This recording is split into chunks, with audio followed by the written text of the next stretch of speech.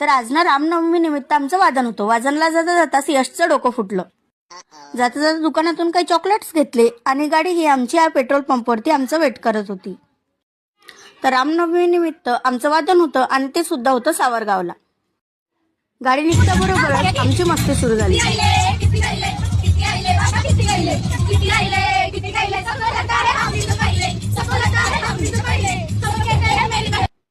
आम्ही वादनला जाऊ आणि ट्रॉफिक मध्ये नाही फसू असं होऊ शकत नाही.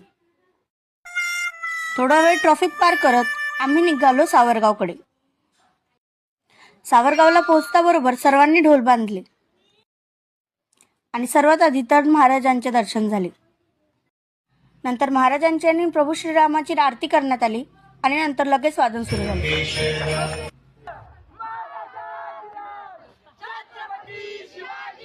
एकदम जबरदस्त वादन करून सर्वांनी मस्तपैकीचा डान्स केला.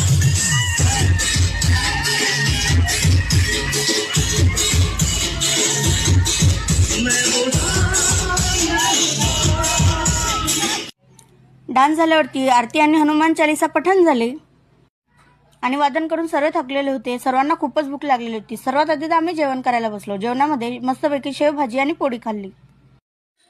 रिटर्न मलकापूरला येताना कुल्फी खाणं हे मॅन्डेटरीच असतं. येताना गाडीत खूप मस्ती सुरू होती, पण जाताना मात्र सगळे दमलेले होते म्हणून शांततेत झोपी गेले.